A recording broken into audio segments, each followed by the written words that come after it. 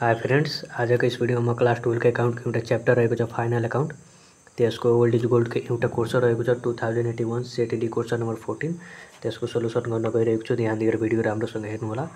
ल क्वेशन के कार्डमा हेर्नु होला। क्वेशनमा के भनेको छ, एउटा ट्रेडिङ अकाउंट र एउटा प्रॉफिट एन्ड लस अकाउंट भनेको छ बनाउनको लागि। सबैभन्दा पहिला म ट्रेडिङ अकाउंटको सोल्युसन गर्छु, त्यसपछि प्रॉफिट एन्ड लस अकाउंटको पनि सोल्युसन गर्नेछु। ल ध्यान दिएर भिडियो राम्रोसँग हेर्नु होला। ल ट्रेडिङ अकाउंट को फर्मेट बनाउनु होला। पार्टिकुलर अमाउंट गरेर फर्मेट बनाउनु होला र यसको डीआर र सीआर छुट्याउनु होला। त्यसपछि अब ट्रेडिङ अकाउंटमा कस्ट आइटम जान्छ, जुन फ्याक्ट्रीको जति पनि एक्सपेन्सेस हुन्छ सबै ट्रेडिङ अकाउंटमा जान्छ। फ्याक्ट्रीको खर्च र सामान किन्दाखेरि लागेको खर्च सबै ट्रेडिङ अकाउंटमा जान्छ। जस्तै सबैभन्दा पहिला ओपनिङ स्टक हेर्नु होला। क्वेशनमा कहाँ दिएको छ ओपनिङ स्टक, यहाँ ओपनिङ स्टक हेर्नु होला। ओपनिङ स्टक दिएको छ यहाँ। अब टू ओपनिङ स्टक लेख्नु होला। To opening stock, to opening stock. अब ओपनिङ स्टक को अमाउंट कति दिएको छ, ओपनिङ स्टक को अमाउंट, ओपनिङ स्टक को अमाउंट 30,000 दिएको छ। सो 30,000 लेख्नु होला। 30,000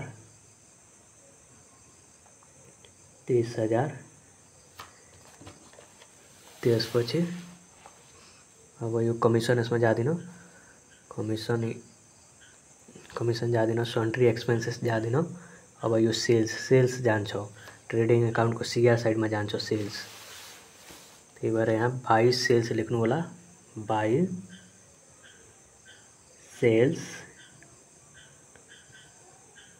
अब सेल्स को अमाउंट कति दिएको छ, सेल्स को अमाउंट 8,50,000 दिएको छ। सो 8,50,000 लेख्नु होला। 8,50,000।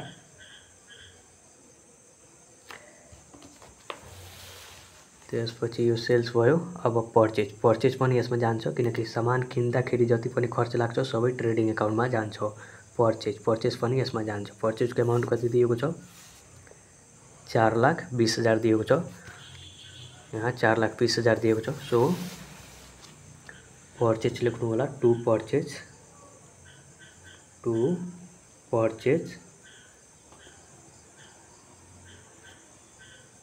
अमाउंट 4,20,000 लेख्नु होला। त्यसपछि पर्चेज भयो हाम्रो। अब पर्चेज भयो, ओपनिङ स्टक भइसकेको छ, रेन्ट जाँदैन, वेजेस। अब वेजेस पनि यसमा जान्छ। वेजेस पनि फ्याक्ट्री को खर्च हो, त्यही भएर यो ट्रेडिङ अकाउंट को डीआर साइड में जान्छ। To wages.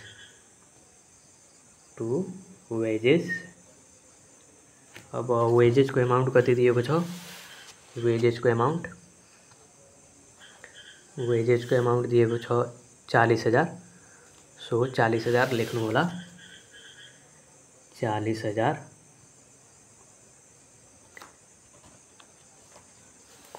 त्यसपछि वेजेस भयो। अब सैलरी जाँदैन, इंटरेस्ट एक्सपेन्सेस जाँदैन। अब एडिशनल को हेर्नु होला। एडिशनल को अब यो भ्यालु अफ क्लोजिङ स्टक। अब यो क्लोजिङ स्टक ट्रेडिङ अकाउंट में जान्छ, किनकि यो एडिशनल इन्फर्मेसन में दिएको छ। यदि क्लोजिङ स्टक एडिशनल इन्फर्मेसन में नदिएको हुन्थ्यो, मात्र ट्रायल बैलेंस में दिएको हुन्थ्यो भने त्यो मात्र बैलेंस शीट में एंट्री गर्नुपर्छ। तर एडिशनल इन्फर्मेसन में क्लोजिङ स्टक दिइदियो भने यो ट्रेडिङ अकाउंट में पनि जान्छ। ट्रेडिङ अकाउंट को सीआर साइड में जान्छ। बाई क्लोजिङ स्टक लेख्नु होला। By closing stock.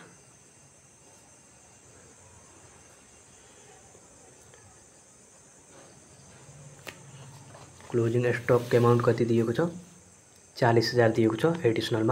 एडिशनल को क्लोजिङ स्टक मात्र ट्रेडिङ अकाउंट में एंट्री गर्नुपर्छ। 40,000 दिएको छ। सो 40,000 लेख्नु होला। 40,000। त्यसपछि मेक प्रोभिजन फर टैक्स, यो यसमा जाँदैन। ल यहीसम्म छ हाम्रो। अब यो जोड्नु होला, इक्वल गर्नु होला। यो दुवै, यो 8,50,000 प्लस 40,000 यो 8,90,000 भयो। सीआर साइड को 8,90,000 8,90,000 भयो। अब यो डीआर साइड को जोड्नु होला 30,000 प्लस 4,20,000 प्लस 40,000 यो 4,90,000 टोटल हुन्छ। 4,90,000 यो डीआर साइड को 4,90,000 हुन्छ। 4,90,000 अब यो बढी भयो अनि यो कम भयो। यो 8,90,000 भयो, यो 4,90,000 भयो। अब यो बढीबाट कम घटाउनु होला। 8,90,000 बाट यो 4,90,000 घटाउनु होला। 8,90,000 माइनस 4,90,000 यो 4 लाख आइरहेको छ। यहाँ 4 लाख यो 8,90,000 बाट 4,90,000 घटाएर 4 लाख आइरहेको छ। सो 4 लाख यहाँ ग्रस प्रॉफिट भनेर लेख्नु होला। Gross profit 4 lakh. यो सबै जोड्नुहुन्छ भने यो 8,90,000 पुग्छ। 8,90,000 यो पनि 8,90,000 छ। टोटल गर्नु होला 8,90,000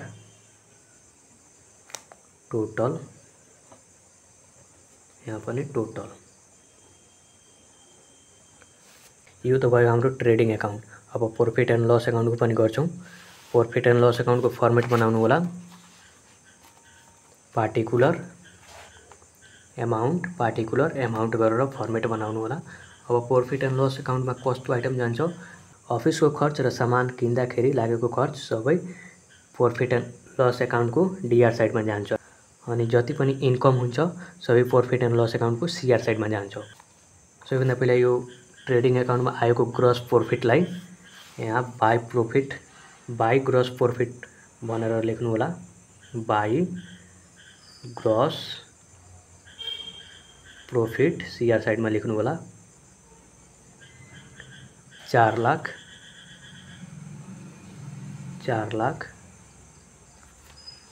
त्यसपछि अब क्वेशन हेर्नु होला। क्वेशन यो कमिसन रिसिप्ट यो ट्रेडिङ अकाउन्ट को सीआर साइड में यो कमिसन रिसिप्ट यो प्रॉफिट एन्ड लस अकाउन्ट को सीआर साइड में जान्छ। कमिसन रिसिप्ट बाई कमिसन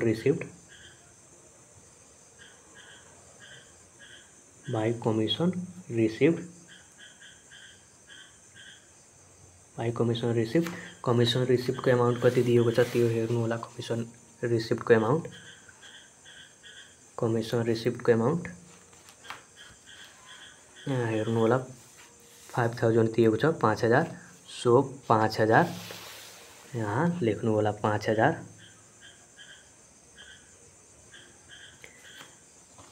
त्यसपछि कमिसन रिसिप्ट भयो। सन्ड्री एक्सपेन्सेस पनि यसमा जान्छ। सन्ड्री एक्सपेन्सेस लेख्नु होला। टु सन्ड्री एक्सपेन्सेस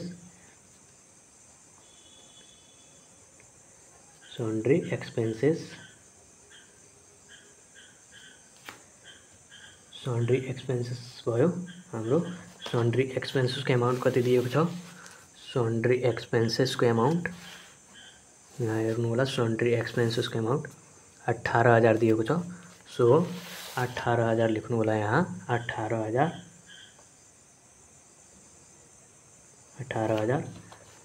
त्यसपछि सन्ड्री एक्सपेन्सेस भयो। अब यो सेल्स भइसकेको छ, पर्चेज भइसकेको छ, ओपनिङ स्टक भइसकेको छ। रेन्ट यसमा जान्छ।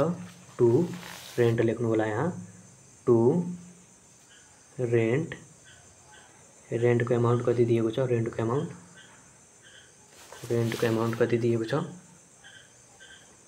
1 2 3 4 50,000 दिएको छ। सो 50,000 यहाँ लेख्नु होला।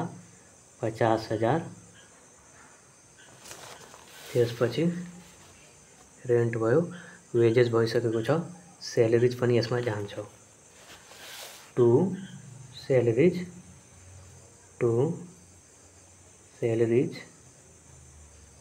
सेलेरीजको एमाउन्ट कति दिएको छ 47,000 दिएको छ।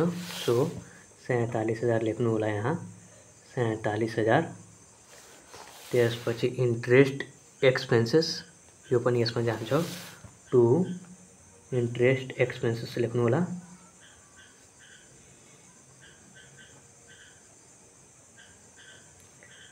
एक्सपेन्सेस ल इन्ट्रेस्ट एक्सपेन्सेसको एमाउन्ट कति दिएको छ 10,000 दिएको छ। सो 10,000 यहाँ लेख्नु होला 10,000। अब एडिसनलको हेर्नु होला। अब यो भयो हाम्रो सबै ट्रायल ब्यालेन्सको सबै भयो। अब एडिसनलको हेर्नु होला। एडिसनलमा क्लोजिङ स्टक दिएको छ, यो क्लोजिङ स्टक भइसकेको छ। त्यसपछि प्रोभिजन फर ट्याक्स दिएको छ, यो provision for tax profit and loss अकाउन्टमा जान्छ। सो यहाँ लेख्नु होला to provision for tax provision for tax. अब यो प्रोभिजन फर ट्याक्स 50% भनेको छ। सो अब जोड्नु होला सबै। अब यो 4 लाख प्लस 5,000 यो 4 लाख 5,000 भयो टोटल। अब यो टोटल गर्नु होला 18,000 plus 50,000 sorry 18,000 plus 50,000 50,000 plus 47,000 47,000 plus 10,000 10,000 यो 1,25,000 आइरहेको छ। यो डिआर साइडको 1,25,000 आइरहेको छ अनि यो 4,05,000 छ अनि यो टोटल गरेर यो 4,05,000 टोटल भयो अनि यो टोटल 1,25,000 आइरहेको छ। अब यो बडीबाट कम घटाउनु होला 4,05,000 बाट 1,25,000 घटाउनु होला। यहाँ 4,05,000 बाट माइनस गर्नु होला 1,25,000 इक्वल यो 2,80,000 आइरहेको छ। अब 2,80,000 को 50% गर्नु होला। यहाँ प्रोभिजन फर ट्याक्स 50% भनेको छ 50%। अब यो 2,80,000 को 50% गर्नु होला। 2,80,000 को 50% 1,40,000 आइरहेको छ। सो प्रोभिजन फर ट्याक्स 1,40,000 लेख्नु होला यहाँ 1,40,000। अब फेरि यो इक्वल गर्नु होला। अब यो 4,05,000 भयो टोटल सीआर साइडको।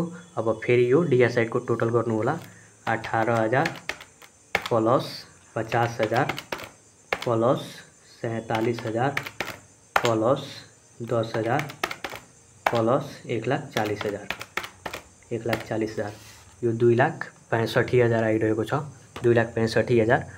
यो 4,05,000 छ यो 2,65,000 डीआर साइडको टोटल आइरहेको छ। अब यो 4,05,000 छ बडीबाट कम घटाउनु होला। यो कम छ 2,65,000 छ यो 4,05,000 छ। अब यो 4,05,000 बाट 2,65,000 घटाउनु होला। 4,05,000 माइनस 2,65,000 यो 1,40,000 आइरहेको छ। सो यहाँ लेख्नु होला अब यहाँ लेख्नु होला टु नेट प्रॉफिट 1,40,000 यो सबै जोड्नुहुन्छ भने यो 4,05,000 पुग्छ 4,05,000। यो पनि टोटल 4,05,000 पुग्छ 4,05,000 टोटल।